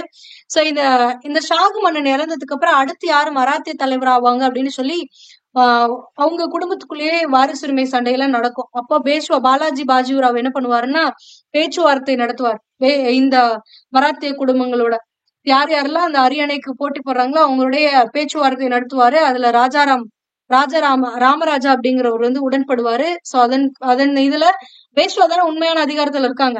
சோ பேரளவுக்கு அதிகாரத்துக்காக தான் இவங்க எல்லாம் போட்டி போட்டுட்டு இருக்காங்க. அப்ப பாலாஜி பாஜிராவுடைய ஒப்பந்தங்களுக்கு ராமராஜா வந்துட்டு ஒத்துக்கிட்டதுனால அவரை வந்து மராத்திய அரசராக பொறுப்பு வழங்கிடுவாங்க. ஓகேங்களா. சோ அதுக்கப்புறம் இதனால வந்து தாராபாய் ஏமாற்றம் அடைறாங்க. 1761 தாராபாய் இறந்துருவாங்க. அதுக்கப்புறம் 1777 ராமராஜாவும் இறந்துருவாங்க. அதுக்கப்புறம் இவருடைய தத்து பிள்ளையான 2ஆம் ஷாகு ஆட்சிக்கு வருவாரு. அவரு 1808 இறந்துருவாரு. அவருக்கு அப்புறம் அவருடைய மகனான பிரதாப் சிங் அடுத்த அரியணை ஏறுவாரு. 2ஆம் ஷாகுடைய மகனான பிரதாப் சிங் அரியணை ஏறுவாரு. அவரு வந்து என்ன ஆகுது அப்படின்னு பாத்தீங்கன்னா, பிரிட்டிஷ் அரசுக்கு எதிராக திட்டம் தீட்டுறாருன்னு சொல்லி குற்றம் சாட்டப்பட்டு, ஏன்னா இந்த காலகட்டங்கள்லாம் பிரிட்டிஷார் வந்து வலுவாயிட்டாங்க 1800 காலகட்டங்கள்லாம். சோ அப்ப பிரிட்டிஷுக்கு எதிராக வந்து நீங்க சதி திட்டம் தீட்டினீங்கன்னு குற்றம் சாட்டப்பட்டு 1839 பிரதாப் சிங் அவர்கள் வந்து பிரிட்டிஷ் அரசால அந்த மன்னர் பதவியிலிருந்து நீக்கப்பட்டு சிறை கைதியாக்கப்பட்டு 1847 மரணம் அடைந்துருவார். ஓகேங்களா. அவருக்கு அப்புறம் அவருடைய இளவலா இருக்கக்கூடிய அவருடைய தம்பியா இருக்கக்கூடிய சாஜி அப்பா ஷாகிப் அவர்கள் வருவாரு. 2ஆம் சாஜி 1839 ஆண்டு அரசராக பிரிட்டிஷ் அரசரால் பதவி அமர்த்தப்படுகிறார். ஏன்னா பிரதாப் சிங் வந்து 1839 பிரிட்டிஷார் வந்து கைது பண்ணிருவாங்க. கைது பண்ணி சிறையில் அடைச்சிருவாங்க. 1847 தான் அவர் இறப்பாரு. ஆனா இவரை கைது பண்ணதுக்கு அப்புறம் அந்த பதவிக்கு யாரை கொண்டு வராங்கன்னா இவரை பணியமர்த்துறாங்க. ஓகேங்களா. 2ஆம் சாஜி அவர்களை பணியமர்த்துகிறார்கள். சோ தனக்கு பின் ஆள்வதற்கு, அதாவது 2ஆம் சாஜிக்கு பின்னாடி ஒருவர் ஆள்வதற்கு யாருமே கிடையாது. சோ இப்படித்தான் மராத்திய பேரரசானது வீழ்ச்சி அடைகிறது. ஓகேங்களா. அப்ப மராத்தியர்களுடைய மராத்தியர்கள்ல குறிப்பா சிவாஜியுடைய ஆட்சி காலத்துல நிர்வாகம் எப்படி இருந்துச்சு அப்படிங்கறத அடுத்து நம்மளுக்கு கொடுத்திருப்பாங்க. இந்த பகுதியை பொறுத்த வரைக்கும் உங்களுக்கு இங்க இருந்தே வந்து எக்ஸாம் பாயிண்ட் ஆஃப் வியூல உங்களுக்கு அவ்வளோக்கா இம்பார்ட்டன்ட் கிடையாது. பட் இருந்தாலும் தெரிஞ்சுக்கோங்க. ஏன்னா எப்படி இம்பார்ட்டண்டா எடுத்துப்பாங்கன்னு சொல்ல முடியாதுல்ல, அதனால. சோ இப்போ மராத்தியருடைய நிர்வாகம் எப்படி இருக்கு அப்படின்னு பாத்தீங்கன்னா, சிவாஜியுடைய அரசவையில ஆலோசனை சபைன்னு ஒண்ணு இருந்துச்சு. 8 பேர் கொண்ட அமைச்சர்கள் இருக்கக்கூடிய ஒரு சபையானது இருந்துச்சு. அதுக்கு பேர் தான் அஷ்டபிரதான். அப்படின்னா 8ன்னு அர்த்தம். சோ 8 பேர் கொண்ட ஆலோசனை வழங்குவதற்காக ஒரு அமைச்சர் குழுவானது இருக்கு. அதற்கு பேர் தான் அஷ்டபிரதான். அதுல யார் யாரெல்லாம் இருக்காங்க அப்படிங்கறதையும் அவங்களுடைய ரோல் என்னங்கிறதையும் அடுத்து நம்மளுக்கு கொடுத்திருக்காங்க. ஃபர்ஸ்ட் முக்கிய பிரதான் அல்லது பேஷ்வா அப்படிங்கிறவர் அல்லது பிரதம மந்திரி, அதாவது பிரதான், பேஷ்வா அல்லது பிரதம மந்திரி. இவர் யாரு அப்படின்னு பாத்தீங்கன்னா நாட்டுடைய பொது நலன்கள் முன்னேற்றத்துல கவனம் செலுத்தக்கூடியதான் இவருடைய முக்கிய கடமை. பிரதம அமைச்சர். ஓகேங்களா. அடுத்தது அமாத்தியா அல்லது நிதியமைச்சர். இவருடைய வேலை என்னன்னு பாத்தீங்கன்னா அரசுடைய அனைத்து பொது கணக்குகளையும் ஆராய்ந்து அதுல ஒப்புதல் கையொப்பமிடுறதுதான் இவருடைய வேலை. அடுத்தது வாக்கியநாவஸ் அல்லது மந்திரி. இவரோட வேலை என்ன பாத்தீங்கன்னா அரசுடைய நடவடிக்கைகள், நீதிமன்றத்துடைய நடவடிக்கைகள் இது எல்லாத்தையும் ஆவணங்கள் வடிவில பராமரிக்கிறது தான் இவருடைய வேலை. அடுத்தது சுமந்த் அல்லது துபீர் அப்படிம்பாங்க, அல்லது வெளியுறவுத்துறை செயலர்பாங்க. இவரோட வேலை என்ன அப்படின்னு பாத்தீங்கன்னா மன்னருக்கு போர் அமைதி குறித்து வந்துட்டு அனைத்து விஷயங்களையும் ஆலோசனை வழங்குபவர் தான் இந்த சுமந்த் அல்லது துபீர் அவர்கள். ஓகேங்களா. சோ அப்ப அடுத்தது பாத்தீங்க அப்படின்னா சச்சிவ் அல்லது சுர்னாவஸ். இவர் யாரு அப்படின்னு பாத்தீங்கன்னா உள்துறை செயலர். இவர் என்ன பண்ணுவாரு அப்படின்னு பாத்தீங்கன்னா அரசுடைய அன்றாட கடித போக்குவரத்தை கவனித்துக் கொண்டதோடு மட்டுமில்லாமல் வரைவுகளை திருத்தும் அதிகாரம், முன்னாடி இருக்கக்கூடிய சட்டங்களை திருத்தக்கூடிய அதிகாரம் இவருக்கு தார். அடுத்தது பர்கானாக்களுடைய கணக்குகளையும் சரிபார்ப்பவராகவும் இவர் இருக்கார். அடுத்தது பண்டிட் ராவ் அல்லது தனத்தியாக்ஷா அல்லது சதர் அல்லது முதாப் சிங். இது எல்லாமே ஒருத்தர் தான். இவர் என்னன்னா மத தலைவர். இவர் மதம் தொடர்பான சடங்குகளுக்கும் தான தர்மங்களுக்கும் பொறுப்பேற்றிருக்காரு. அது மட்டும் இல்லாம சமூகத்துல சட்டத்திட்டங்கள் பொது ஒழுக்க நடைமுறைகளை நெறிப்படுத்துவதற்கு நீதிபதியாகவும் இவர் இருந்திருக்கார். ஓகேங்களா. அடுத்தது நியாயதீஷ் அப்படிங்கிறவங்க தலைமை நீதிபதி, குடிமை ராணுவ நீதிக்கு பொறுப்பேற்கிறார். சாரி நௌபத் அப்படிங்கிறவர் தலைமை தளபதி, அதாவது எல்லா படைகளுக்கும் தலைமை தளபதி யாருன்னா சாரி நௌபத்.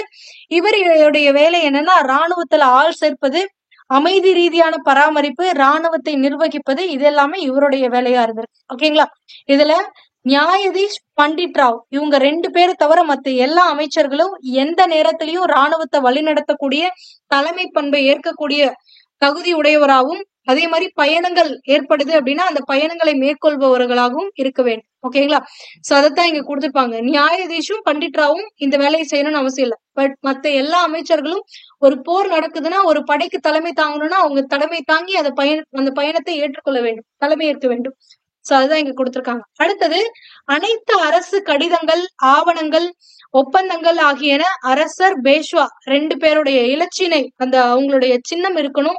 அது மட்டும் இல்லாம தனத்தியாக்ஷா அதாவது மத தலைவர், நியாதீக்ஷா சேனாதிபதி தவிர்த்து 4 அமைச்சர்களுடைய ஒப்புதல் இருக்கணும். 8 பேர்ல 1 பேஷ்வா, அவர் போயிட்டாரு.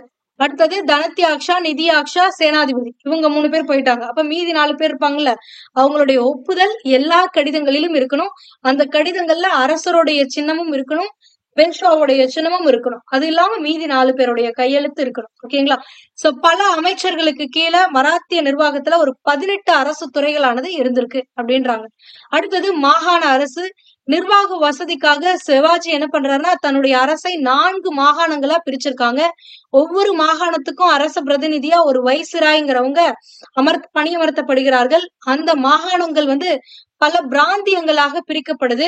சோ ஜாகிர்கள் வழங்கக்கூடிய நடைமுறையானது ஒழிக்கப்பட்டு அனைத்து அதிகாரிகளுக்கும் ரொக்கமாக பணம் வழங்கப்படுகிறது.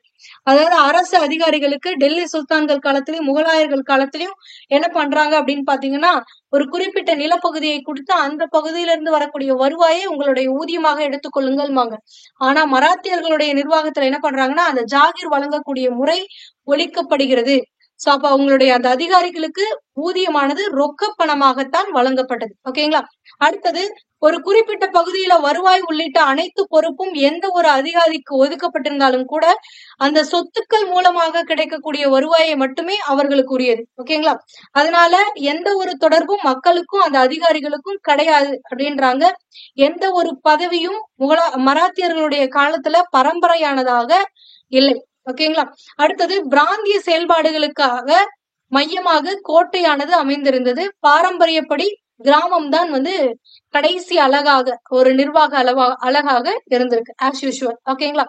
அதுக்கு அடுத்தது சிவாஜியோடைய நிர்வாக அமைப்பு வருவாய் நிர்வாக அமைப்பு எப்படி இருக்கு அப்படின்னு பாத்தீங்கன்னா சிவாஜியுடைய வருவாய் நிர்வாகம் ஒரு நியாயமானதாக, உற்பத்தியாளர்களுக்கு சாதகமானதாக இருக்கு.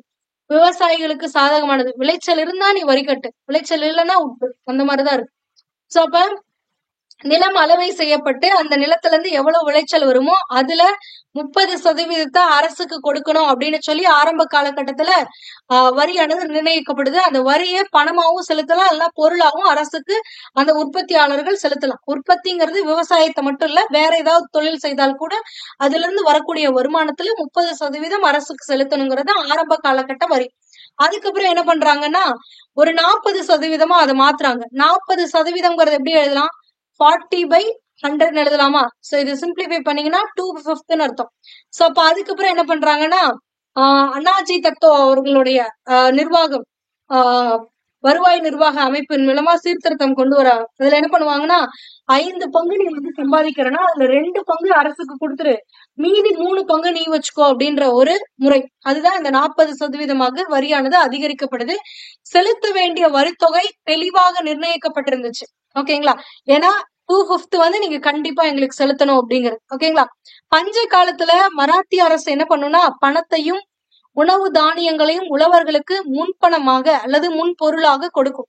இல்லாத நேரத்துல அரசு மக்களுக்கு கொடுக்கும். கொடுத்துட்டு அவங்களால எப்ப திரும்ப சம்பாதிச்சு திரும்ப கட்ட முடியுமோ அப்ப திரும்ப வாங்கிக்கும். ஓகேங்களா? சோ பின்னர் அவற்றை தவணைகளில் திரும்ப செலுத்த வேண்டிய ஒரு நிலைமையானது இருந்துச்சு. விவசாயிகள் கால்நடை வாங்குவதற்காகவும் விதை வாங்குவதற்காகவும் இன்னும் பிற தேவைகளுக்காகவும் கடன்கள் ஆனது மராத்தியர்களுடைய காலத்துல வழங்கப்பட்டுச்சு. ஓகேங்களா? அடுத்தது மராத்தியர்களுடைய காலத்துல வசூலிக்கப்பட்ட முக்கியமான 2 வரி அப்படின்னு பாத்தீங்கன்னா இந்த சவுத், அடுத்தது சர்தேஷ்முகி. இந்த 2 வரிகள் இது வந்து என்னன்னா அரசுக்கு வசூலிக்கக்கூடிய அரசு வந்து இந்த மாதிரி நிலவரி வசூலிக்கிறாங்கல்ல, 40% வசூலிக்கிறாங்கல்ல, அது பத்தாம இருக்கக்கூடிய காலத்துல என்ன பண்றாங்கன்னா தேவைகளுக்கு அந்த அரசு வசூலிக்கும் வருவாயானது தேவைகளுக்கு போதுமானதாக இல்லாத நிலையினாலதான் இந்த சவுத் சர்தேஷ்முகி வரிகளை விதிக்கிறாங்க. சோ இந்த 2 வரிகளானது எங்க விதிக்கிறாங்க அப்படின்னு பாத்தீங்கன்னா மராத்திய சாம்ராஜ்யத்துடைய அண்டை பகுதிகளான முகலாய மாகாணங்களிடமிருந்தும் பிஜப்பூர் சுல்தான்களிடமிருந்தும் ஒரு சில பகுதிகள்லாம் மராத்தியர்களால கைப்பற்றப்பட்டு இருக்கும்ல, சோ அந்த பகுதிகளில் இருக்கக்கூடிய மக்கள் கிட்ட இருந்து இந்த வரிகளை விதிக்கிறாங்க. இதுல 1/4 பங்கு என்னன்னா சவுத் அப்படிங்கிறது. இந்த சவுத் அப்படிங்கிற வரியை எதற்காக கொடுக்கணும் அப்படின்னா அந்நிய படையெடுப்பிலிருந்து அந்த பகுதிகளில் இருக்கக்கூடிய மக்களை காப்பாற்றுவதற்காக அந்த மக்கள் மராத்தியருக்கு கட்டணமாக இந்த சவுத் வரியை செலுத்துறாங்க. சோ இது என்ன அப்படின்னு பாத்தீங்கன்னா அவங்க சம்பாதிக்கிறது 1/4 பங்கு அவங்களுடைய பாதுகாப்பு தருவதற்காக மராத்தியர்களுக்கு கட்டக்கூடியது. அடுத்து என்னன்னா அரசுன்னு ஒருத்தர் இருக்கான்ல, அவனுக்குன்னு ஒரு சம்பளம் கொடுக்கணும்ல மக்கள். சோ அதற்காக விதிக்கக்கூடியதான் இந்த சர்தேஷ்முகி அப்படிங்கிற வரி. இந்த சர்தேஷ்முகி அப்படிங்கிறது 10%, அதாவது 1/10 அர்த்தம். 10%ங்கிறது எப்படி எழுதலாம்? 10/100 எழுதலாமா? சோ அதான் 1/10 சொல்லுவாங்க. பிராக்ஷன்ல சொன்னா 1/10, பெர்சன்டேஜ்ல சொன்னா 10%. ஓகேங்களா? சோ இந்த வரியை சர்தேஷ்முகியாக அரசரின் கட்டணமாக மக்கள் மராத்திய காலகட்டத்துல இந்த அண்டைய பகுதிகளில் இருந்த முகலாயர்களிடமிருந்தும் பிஜப்பூர் சுல்தான் கிட்டமிருந்தும் கைப்பற்ற பகுதிகளில் வாழக்கூடிய மக்கள் மராத்தியருக்கு செலுத்த வேண்டியதாக இருந்துச்சு. அடுத்தது தேசாய்கள், தேஷ்முக்குகள்னா யாரு? கிராமங்களை நிர்வகிக்கக்கூடியவர்கள். பல கிராமங்களை நிர்வகிக்கக்கூடிய ஒரு தலைவனைத்தான் தேஷ்முக்கும்போம், ஒரு கிராமத்தை நிர்வகிக்கக்கூடியவனா பட்டில்மோம். சோ அந்த தேஷ்முக்குகள் தேசாய்களுக்கு பிரதம தலைமையாக யார் இருக்காங்க அப்படின்னு பாத்தீங்கன்னா சர்தேஷ்முக்குகள் இருக்காங்க. அப்ப அந்த சர்தேஷ்முக்னா யாருன்னா எல்லாருக்கும் தலைவர் யாரு? சத்ரபதி தான். அப்போ மன்னன் இருக்கிறான். அப்ப மரபு வழியாக தனது நாட்டின் சர்தேஷ்முக்காக சிவாஜி அவர்கள் விளங்குகிறார். ஓகேங்களா? இவ்வளவுதான். அடுத்தது ராணுவ அமைப்பை பத்தி கொடுத்திருக்காங்க. சிவாஜி வந்து ஒரு நிலையான ராணுவத்தை கொண்டிருந்தாரு. இந்த ராணுவத்துல பணிபுரிவோருக்கு ஊதியமாக ஜாகீர்கள் வழங்கப்படவில்லை. அதாவது முந்தைய காலங்கள்ல முகலாயர்களையும் டெல்லி சுல்தான்களையும் ராணுவத்துல வேலை செய்வதற்கு ஊதியமாக ஜாகீர்கள் வழங்கப்பட்டு வந்தது.